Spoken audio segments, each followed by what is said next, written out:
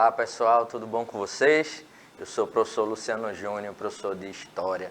Nós vamos para mais uma aula do Educa Recife para as turminhas maravilhosas do 6º ano.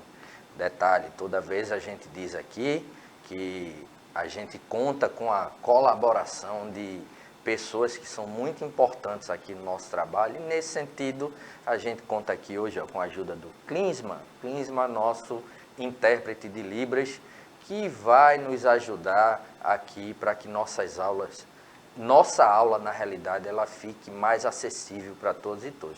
Na realidade, eles nos ajudam para que nossas aulas, terminem sendo mais acessíveis. Então, essa aula que você está assistindo agora, ela também será reprisada, A gente tem os dois horários onde nossas aulas elas são transmitidas pela TV Nova, o horário do turno da manhã e do turno da tarde. Então, quem não assiste a aula no turno da manhã, pode assistir também a aula no turno da tarde. Fora isso, essas aulas elas ficam também disponíveis no portal do Educa Recife do YouTube e ficam disponíveis também no repositório do nosso aplicativo do Educa Recife, que o nosso xará, Juninho da produção. Tem o Juninho professor e o Juninho da produção. Então, o professor está aqui, o Juninho está do outro lado da sala, Então, o Juninho vai jogar aqui, aqui, os QR Codes aí, apareceu, aponta, faz o download do aplicativo e você instala no seu celular, seja ele Android ou iOS. Como eu disse, a gente conta com uma equipe maravilhosa, Então, a gente já apresentou aqui o Klinsmann, a gente já falou do Juninho, tem também o nosso ilustre Jonas, que também está na produção. Aí, equipe, Mara aí, E contamos com a ajuda dela, a maravilhinda, a toda poderosa, a empoderada professora Vanessa. Aí, Vanessa. Olá, professor Luciano. Olá, pessoal do 6º ano.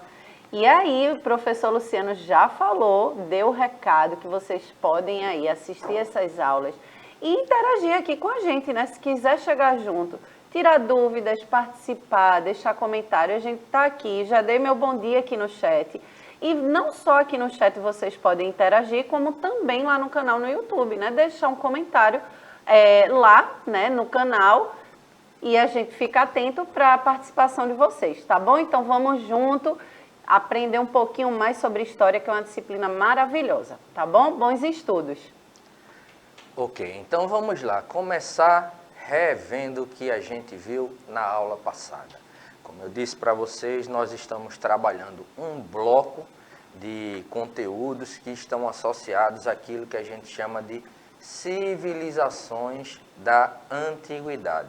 Então, a gente está aí conduzindo para finalizar o nosso ano letivo e nós preparamos todo um bloco com conteúdo referente a essas civilizações.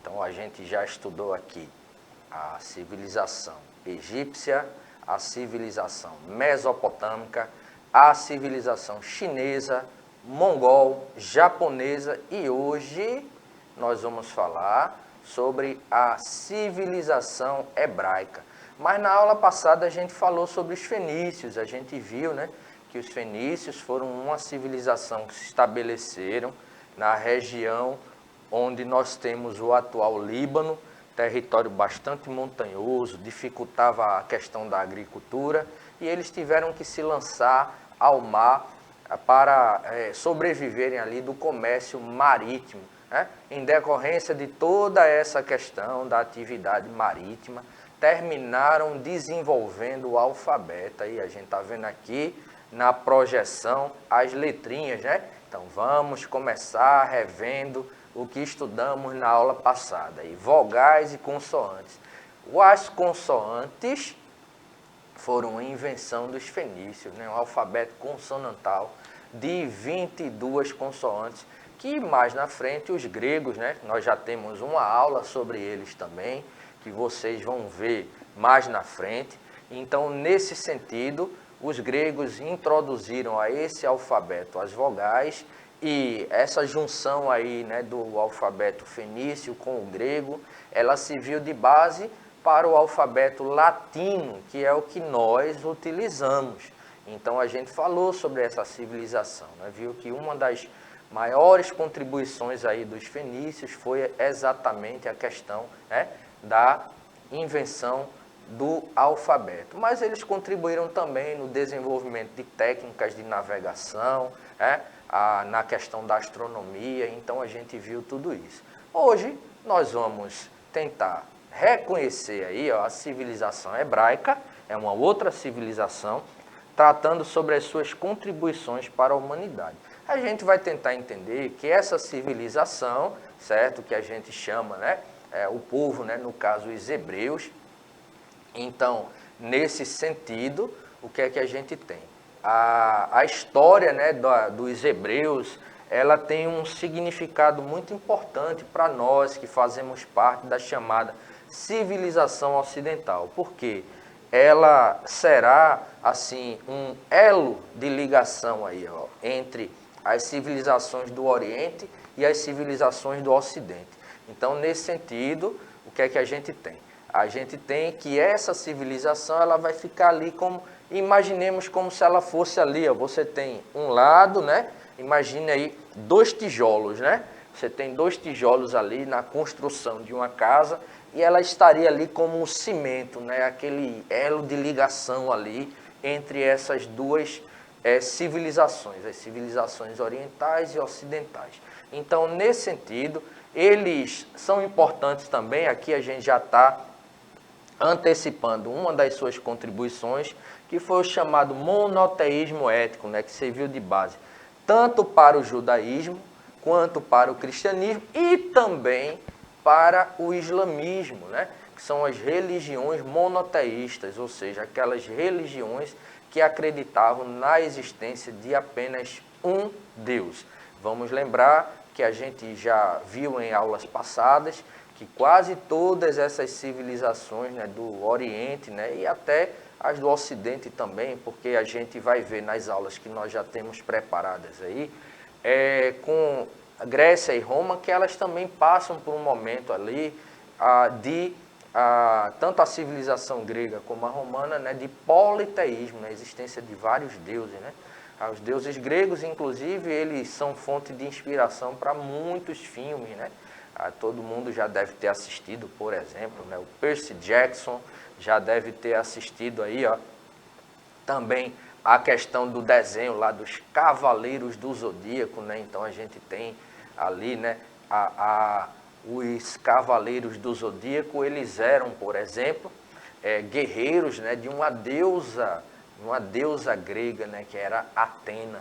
Então, nesse sentido, né, os gregos politeístas, os romanos politeístas, até que eles vão adotar mais na frente o cristianismo. Mas aí, ó, esse monoteísmo ele foi desenvolvido aí pelos hebreus, né? Então, a fonte de estudo para os hebreus são os chamados livros do Pentateuco, né? Penta 5, certo? 5 primeiros livros da Bíblia, né? Da Bíblia cristã e, na realidade, 5 primeiros livros da Torá, né? A Torá judaica, né? Então, eles são usados pelos historiadores atuais para estudo, né, sobre os hebreus. Então, quais são esses livros?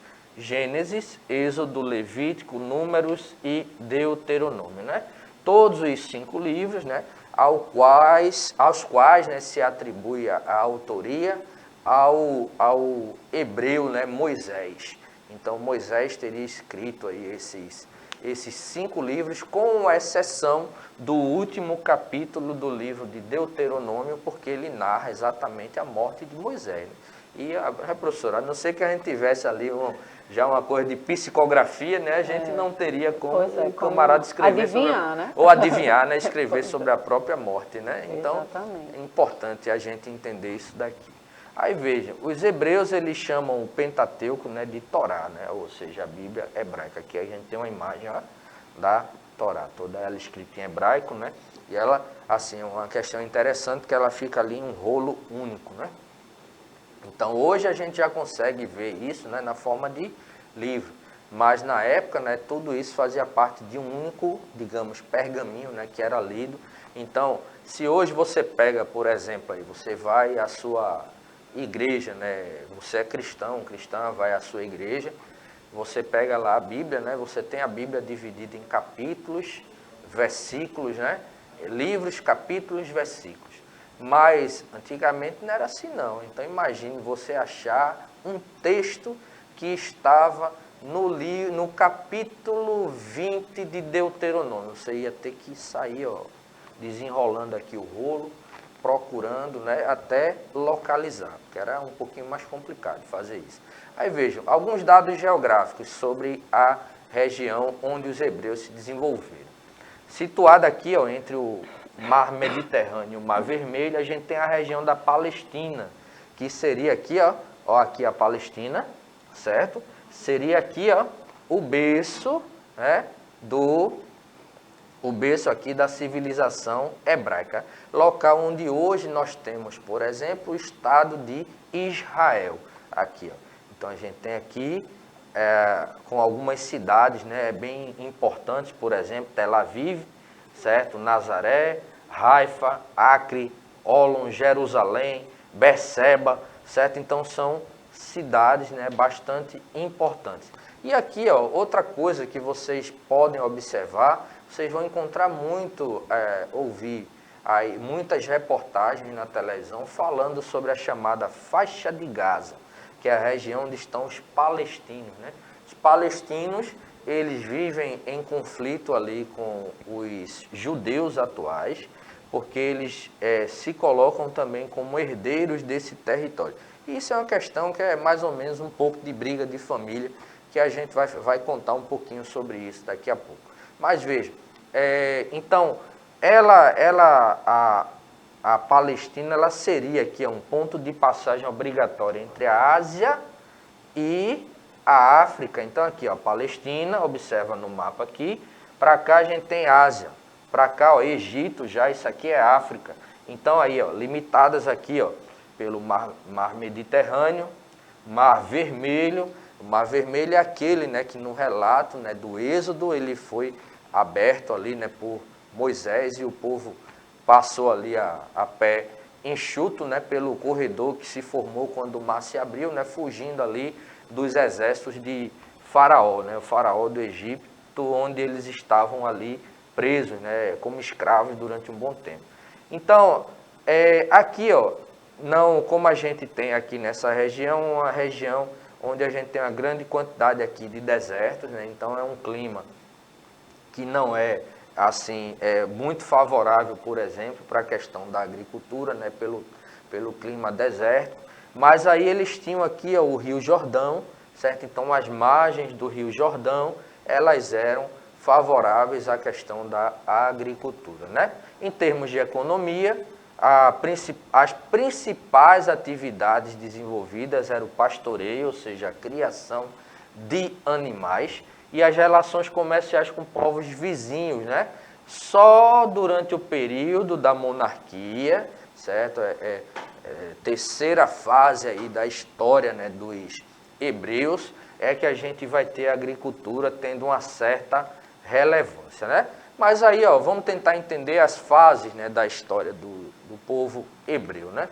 Então, essas fases, elas são divididas em períodos ou eras, né? Então a gente tem o período dos patriarcas, dos juízes, dos reis, a era do cisma e a fase dos profetas, né?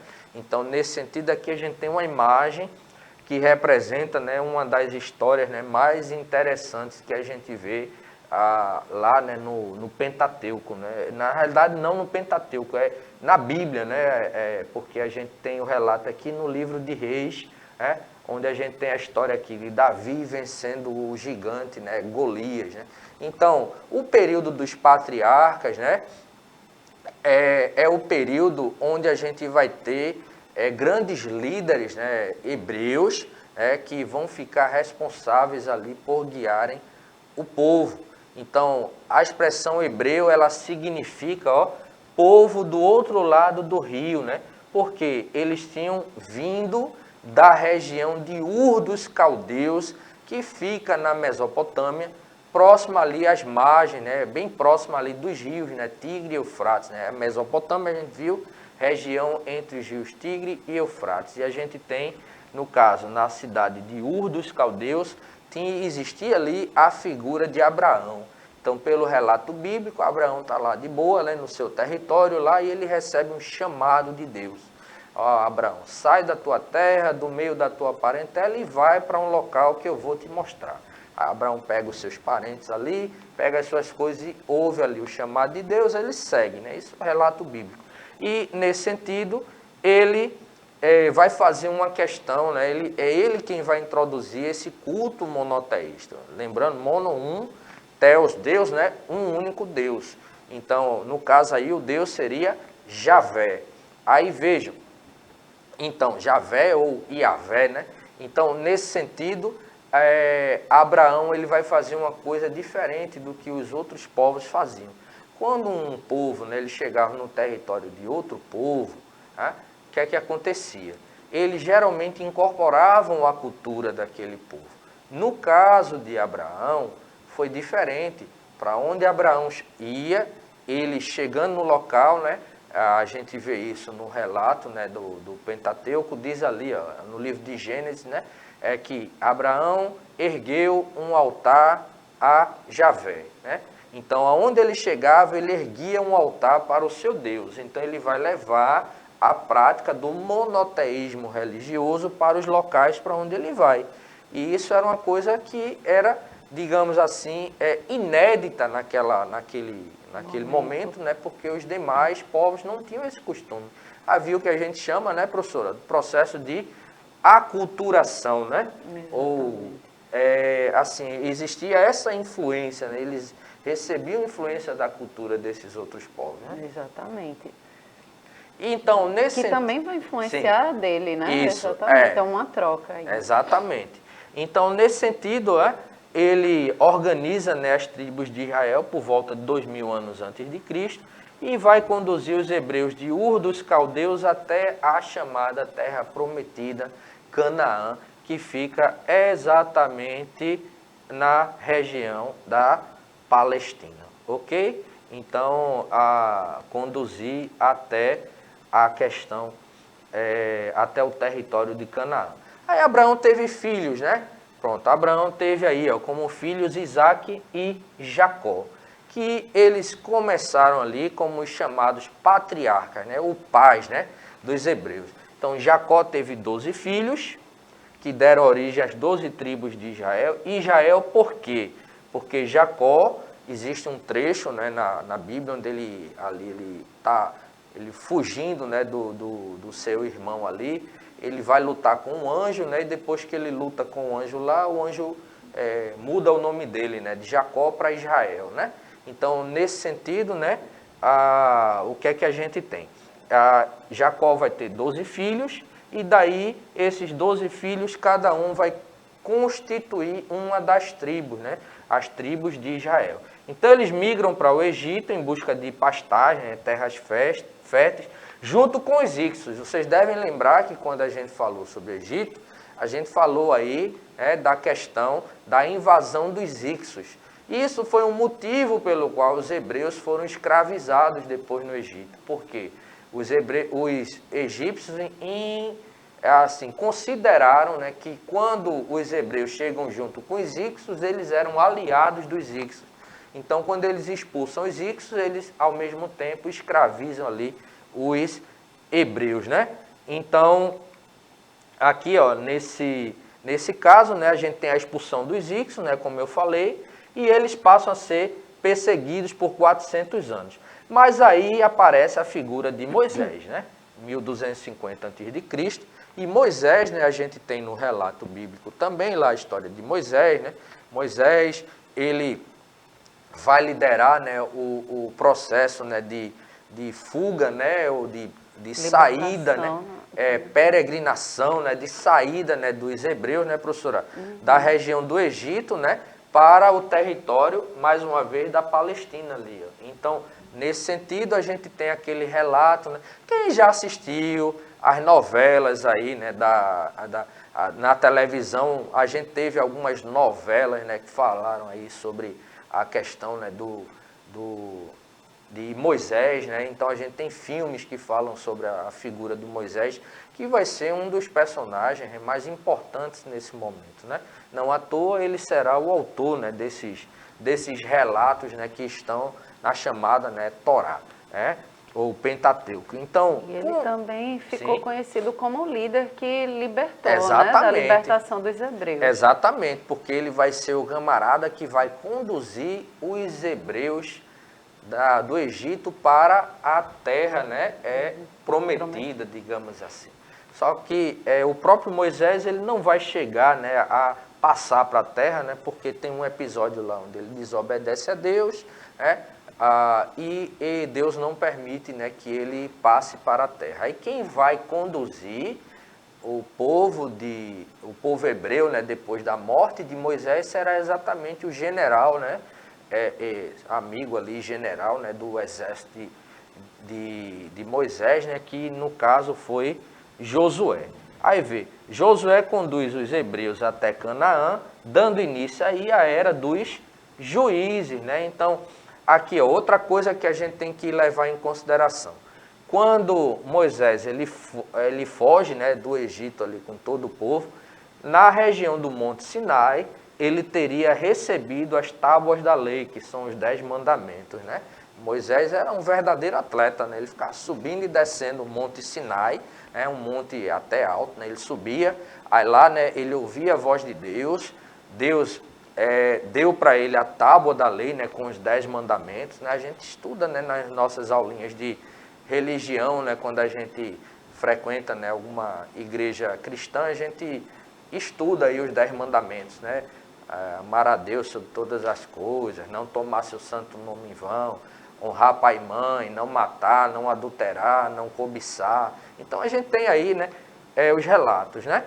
E nesse sentido, uma coisa interessante, né, que os hebreus, eles se denominam aqui, ó, como povo eleito, né, por terem recebido as leis, ó, diretamente de Deus, né? Um detalhe interessante, né? Quando a gente fala nesse período dos patriarcas, a gente está falando em um sistema de governo que estaria muito próximo daquilo que a gente chama de teocracia. Ou seja, porque Deus ditava ali, né, o que é que eles tinham que fazer e os patriarcas repassavam aquilo para o povo, né, e o povo seguia.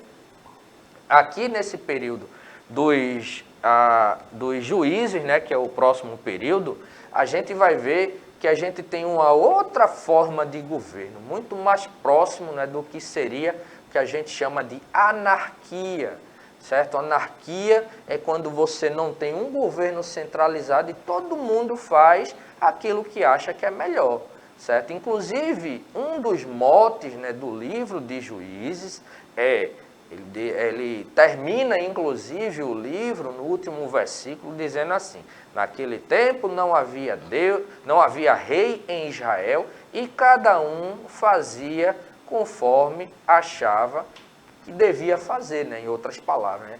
Conforme lhe apraz, né? Mas é conforme achava que devia fazer. Então, um governo local onde eu faço o que eu quero, a professora faz o que ela quer, o Clisman faz o que ele quer, é um governo onde não tem governo.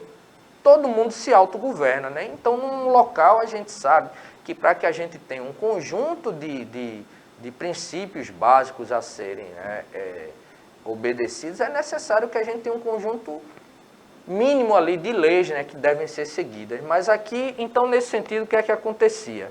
Os juízes, né, eles eram líderes religiosos e militares que buscavam o domínio da Palestina, lutando principalmente contra alguns inimigos externos, que eram os cananeus e os filisteus.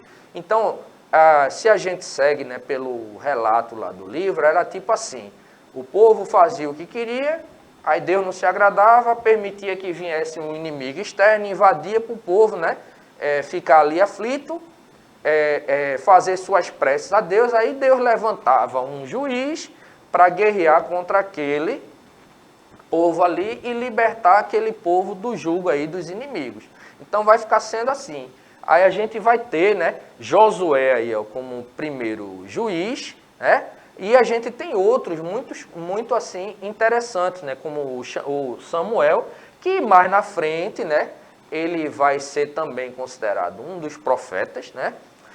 Inclusive é ele que vai ungir, né, o primeiro rei de Israel, Saul, né? Mas a gente tem, por exemplo, a história de Sansão. Já ouviu, né, professora, a história de Sansão? Sansão era um camarada que ele era extremamente forte, mas a força dele concentrada ali no cabelo. E não é porque era o cabelo que dava força a ele, não. É porque Sansão, ele era um camarada que a gente chama de nazireu. Ele tinha um voto de nazireu. Então, o que é que o nazireu não podia fazer? Ele não podia cortar o cabelo, não podia ingerir bebida alcoólica, não podia tocar carne imunda, né? Ou seja, tocar em cadáver, certo? E nesse sentido, né, Sansão, né, ele vai se envolver em alguns esquemas amorosos aí não tão interessantes, e ele termina, né, sendo enganado ali pela Dalila, né, que era uma filisteia, certo? E ela vai, lhe corta os cabelos, né, aí ele perde ali as forças, né? Então, mas simbologia, né? Isso, é toda a simbologia. Então, nesse sentido, né? Mas, no último momento da sua vida, ele faz o seguinte, né? Ele está ali, né? Os filisteus, Sansão, que era um camarada extremamente forte, né? Ele matou um leão com a mão, certo? Ele enfrentou vários inimigos ali com uma queixada, né? De um burro. Ele pegou um osso de burro ali e saiu metendo lapada em todo mundo, né? E matou ali, derrotou todo mundo. E esse camarada, né, ele perde as forças, né? E quando ele perde as forças é preso, né, pelos filisteus. Eles vão lhe cegar os olhos. Aí no último momento, né, da sua vida, ele pede, né, para ser direcionado para as colunas, né, do templo lá dos filisteus, onde estava todo mundo reunido.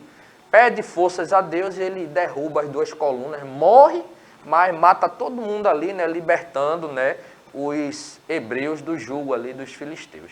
Aí vejam, esse segundo período ele é tratado aí como sendo esse período, né, que a gente chama de anarquia. Mas vejam, existem outros momentos, né, da fase da história aí dos hebreus, mas isso vai ficar para uma outra aula, porque nós temos um tempo aqui e infelizmente o nosso tempo ele já se esgotou.